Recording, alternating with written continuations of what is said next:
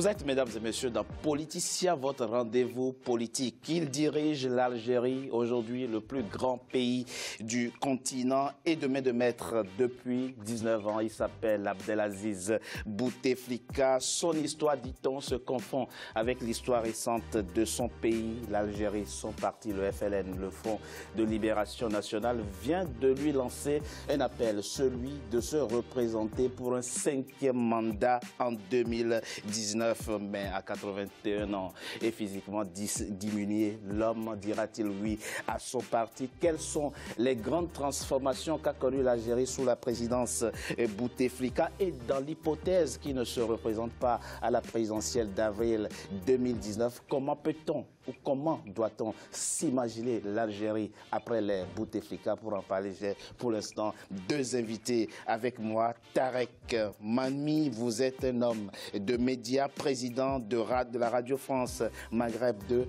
Vous connaissez très bien l'Algérie, dont vous êtes un observateur de la vie politique. En tout cas, merci à vous d'avoir accepté notre invitation. Merci pour votre invitation.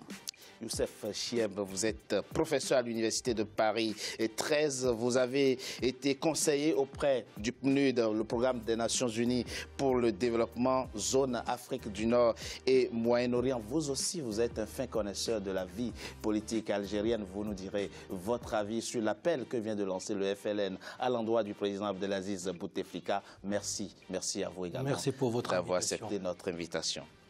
Ces apparitions sont désormais rares. On dit de lui qu'il est l'homme le plus mystérieux de l'Algérie. Mais qui est Abdelaziz Bouteflika? Dira-t-il oui à l'appel du FLN, son parti, qui lui demande de se représenter pour un 5e mandat en avril 2019? Avant d'en parler avec vous, je vous propose de suivre ce sujet de la rédaction signé Aïssatou Beslan Diamanka. Rumeurs, spéculations ou pronostics, tout tourne autour de la candidature du président Abdelaziz Bouteflika. Briguera-t-il ou pas un 5e mandat en 2019? Abdelaziz Bouteflika, celui dont le nom signifie celui qui fait tout exploser en arabe algérien, est perçu comme certains comme un homme imprévisible, voire même mystérieux. D'autres voient en lui un redoutable animal politique, avec le goût du secret qui fait l'élément essentiel de son art de gouverner.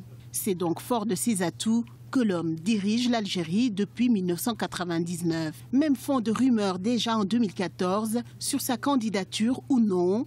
Il avait maintenu le suspense jusqu'au bout quant à ses intentions de briguer la magistrature suprême une 4e fois. Le 7 avril 2018, le secrétaire général du Front de Libération Nationale, parti au pouvoir, avait publiquement fait part du souhait des militants de voir le président algérien poursuivre son œuvre après 2019.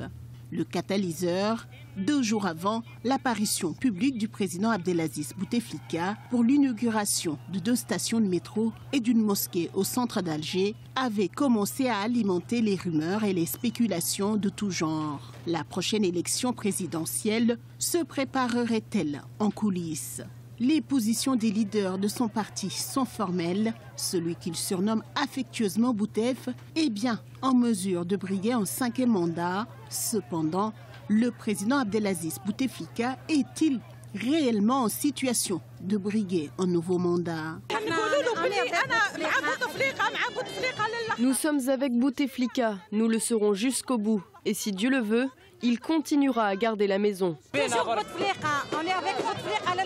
Nous sommes derrière Bouteflika pour toujours. Il représente la sécurité et la stabilité qu'il nous a offert. Il nous a amené la paix. C'est la paix pour nous.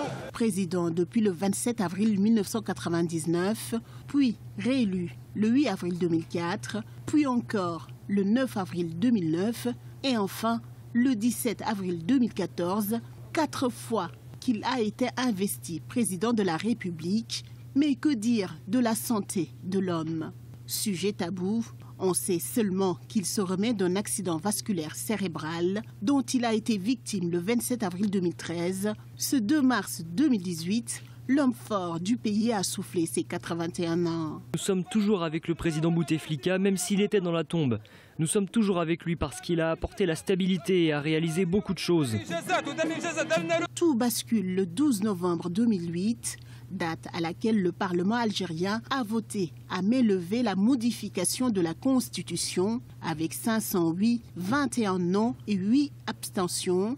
Parmi les changements figure le retrait de la limitation de 2 mandats consécutifs qu'un président peut exercer. Le président Abdelaziz Bouteflika peut ainsi se présenter autant de fois qu'il le souhaite. La révision constitutionnelle lui permet, en droit il est autorisé à le faire, mais c'est plutôt en opportunité. En opportunité, les Algériens veulent que ça bouge, les Algériens veulent être représentés par quelqu'un de vigoureux au plan international. Il faut la présidence à vie. C'est comme avec d'autres réformes constitutionnelles africaines. On se débrouille pour élire un président à vie avec un nombre de mandats illimité. Il y a eu une guerre civile avec des centaines de milliers de morts. Il a représenté l'unité du pays après cette guerre civile. Et maintenant, il faut passer la main, il faut passer à autre chose. Aujourd'hui, à une année de la prochaine échéance électorale prévue en avril 2019, les militants et les responsables du parti au pouvoir estiment que le chef de l'État est en pleine possession de ses moyens physiques et est parfaitement en mesure d'exercer ses fonctions. Avant de commencer cette émission consacrée à l'Algérie, comment s'empêcher d'avoir une pensée particulière pour les parents des victimes du crash du 11 avril dernier à Boufarik, c'est à 30 km d'Alger, 257 victimes. C'est l'occasion pour nous d'avoir une pensée particulière pour ces victimes. Alors, dans le cadre de cette émission, j'avais 2 intervenants algériens au téléphone qui vivaient à Alger, qui vivent à Alger toujours. Parce que c'est toujours bien d'avoir des gens qui sont en immersion dans la réalité et quotidienne des choses. Et l'un me dit, vous, de l'extérieur, vous ne pouvez pas savoir ce que représente pour nous le président Bouteflika. Si notre pays, l'Algérie, est un pays aujourd'hui respecté, c'est grâce au président Bouteflika. Il nous a apporté la paix, la respectabilité et la sécurité. Et le deuxième me dit, le temps s'est arrêté en Algérie. Nous n'avons plus de rêves, nous n'avons plus de perspectives. Nous vivons au ralenti en Algérie. Quel est votre avis sur cette question précise, à savoir qu'incarne aujourd'hui l'homme? Bonjour d'abord à toutes les téléspectatrices et tous les téléspectateurs et merci pour cette invitation sur votre chaîne. Mais moi je poserai une question. Que font dans la vie ces 2 personnes que vous avez au téléphone? Est-ce que ce sont 2 citoyens, normaux? Est-ce que l'un des normaux est plutôt dans la structure du parti FLN? Est-ce que parce que si vous permettez, moi je dirais qu'aujourd'hui l'Algérie est fractionnée en 3 gros morceaux. Un morceau dont ceux qui ont fait aujourd'hui l'appel du FLN, qui ont intérêt, et osons le dire clairement, plus d'intérêt personnel que d'intérêt pour le président Bouteflika. Et donc tout cela, ils vont courir pour soutenir cet appel du FLN, parce que l'appel du FLN reçu par le président, accepté par le président, a une résultante d'un intérêt personnel. Pensez-vous? Donc il est instrumentalisé, il est aujourd'hui placé là comme une sorte d'épouvantail pour pouvoir... Non, de fait, pas d'épouvantail, de fait, pour faire donner. Donc ça, c'est pour une partie de la population.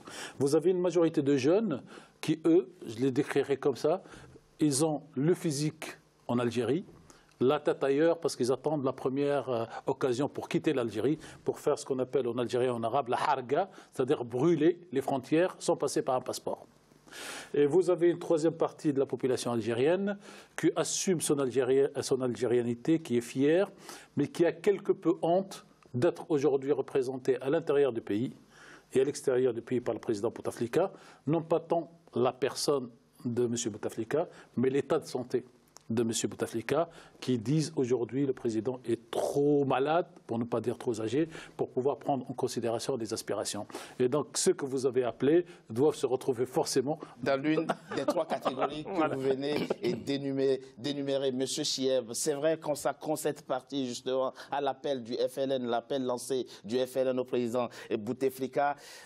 est-il aujourd'hui en situation de dire oui, je me représenterai effectivement en avril 2019 pour continuer l'œuvre que j'ai commencée en 1999? Je pense que, pour des raisons éthiques d'abord, qu'un président qui a atteint un âge et qui présente des symptômes d'une maladie très grave, et il a été hospitalisé ici en France pour un AVC depuis 2014, et même ses sorties médiatiques sont devenues de plus en plus rares, pour ne pas dire parfois instrumentalisées à travers les archives. Cela conduit quand même à un profond malaise dans la société algérienne qui ne veut pas à la fois mettre fin au régime de M. Bouteflika, parce que ce président a quand même un capital de sympathie et de légitimité dès lors où c'est lui qui était à l'origine de la stabilité, de la réconciliation. Qui a mis fin à la guerre civile dans le pays. Et sa symbolique historique, comme le disait un film, c'est le dernier des Mohicans. C'est l'un des derniers membres des FLN quand l'Algérie était française. Et donc, cette profondeur historique lui donne cette légitimité. Mais en même temps, il y a un autre clan qui pense que le système politique ou les institutions ne doivent pas être assujetties à la vie d'un homme, mais qu'il y a un moment qu'il faut passer le relais, passer la main par des processus démocratiques, si toutefois on peut considérer que ce régime est démocratique. Par ailleurs, l'Algérie est tournant, comme l'a été rappelé par Tariq. Il y a des clans en Algérie. Oui. Il y a le clan FLN, qui sont le parti oligarchique, le parti qui a toujours eu le monopole. Pourquoi vous appelez ça clan? Parce que c'est la récurrence, oui, la récurrence du pouvoir. Il n'y a pas eu d'alternance dans l'histoire de politique algérienne. Depuis l'indépendance. Depuis l'indépendance, le FLN est au pouvoir depuis 1962, dirons-nous, évidemment. Et puis, Monsieur Chiabi, il y a quelque chose d'important sur lequel il faut que vous apportiez votre éclairage. Au-delà des clans et des intérêts des clans, quand votre parti vous demande quand même à 81 ans de continuer à gouverner le pays et est prêt à miser encore sur vous pour un nouveau mandat, vous devez avoir des ressorts particuliers. Vous devez avoir quand même quelque chose de particulièrement remarquable qui transcende finalement votre aptitude et capacité physique à gouverner. Que symbolise-t-il aujourd'hui véritablement, au-delà des intérêts des clans? Je pense aujourd'hui que l'Algérie, dans la réalité institutionnelle, n'est pas gouvernée. Je pense qu'il y a une gouvernance par procuration. L'homme n'est plus en capacité de gouverner le pays, de signer des décrets, de prendre des décisions stratégiques. Et cet entourage ou la garde rapprochée du président, il a tout intérêt à le perfuser, si vous me permettez l'expression, pour que ce clan, entre guillemets, puisse garder et pérenniser ses intérêts. Et puis il y a le deuxième clan qui est aussi important, sinon le plus important, c'est que le clan de l'institution militaire. Oui. Il ne faut pas oublier que c'est un régime qui a eu du mal à faire la dichotomie entre la politique et l'armée. Et donc, et puis il y a une troisième composante algérienne, et ça a été rappelé par Tariq, c'est celle que plus de 60% de la population en moins de 25 ans, ils ont voulu tourner la page à cette Algérie plein de sang, plein de guerres civiles, plein de non-avenir, pour se projeter dans un véritable régime démocratique, à l'instar de ce qui se passe dans les pays voisins. Je prends la Tunisie à titre d'exemple, qui a rénové son pacte politique avec le peuple, même s'il passe par des difficultés conjoncturelles. Le Maroc, qui tente aussi bien que mal aussi de rénover l'offre politique et le personnage politique. Alors que l'Algérie reste un petit peu, si vous me permettez l'expression, fossilisée dans ce système qui est hérité quand même de la guerre coloniale. De la guerre coloniale. Votre question pratique, comment un président va ressentir cet appel? C'est cela. Moi, je me pose la question, est-ce que ce président va ressentir cet appel? Est-ce qu'il va en prendre connaissance? Est-ce qu'il va en prendre conscience au vu de sa situation de maladie? Vous pensez qu'il n'est même pas... Non, mais moi je me pose des questions d'analyse et je me dis, d'abord si vous permettez, que nous, on est professeurs, chercheurs, journalistes, experts, nous ne détenons pas la vérité de ce que nous disons.